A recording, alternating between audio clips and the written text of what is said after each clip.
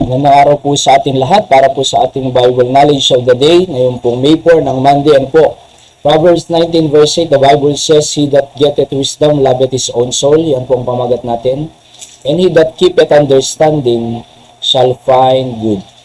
So yung getteth po dyan ay create, ano po, or acquire. Yung mga nag-a-acquire ng wisdom. Yung wisdom po dyan, led sa Hebrew word, intellect at understanding. So yung nag-a-acquire ng understanding or intellect ay nagmamahal. Yung labet po dyan ay to have affection, nagmamahal sa kanyang kaluluwa.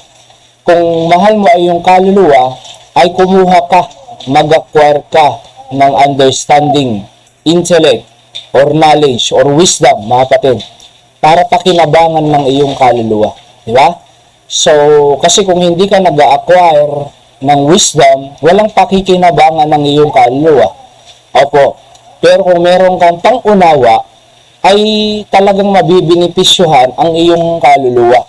Sa lahat po ng aspeto ng buhay, nasa trabaho ka, nasa business ka, nasa estudyante ka, nasa anumang larangan ka ng trabaho, or sa pamilya mo yan, may wisdom ka at understanding patungkol sa pagpapatakbo ng tahanan at pamilya, paano sila itrato mga anak, paano i-build ang godly family, ang godly children, paano i-treat ng maayos at na may pag-ibig ang ating pong pamilya, ang ating asawa. Kinakailangan po ng wisdom yan, mga kapatid. At ang wisdom na yan ay nanggagaling sa Diyos. Wala nang ibang best na wisdom kundi ang wisdom ng ating Panginoon. Alright? Ang taong may wisdom ay wise na tao. So, kaya nga po maayos lahat ng kanyang pamumuhay, organize, at may goal sa buhay, may plano, sapagkat meron siyang maliwanag na pangunawa. Alright? So, get wisdom sa acquire, mga kapatid. Paano? Magbasa ng Biblia.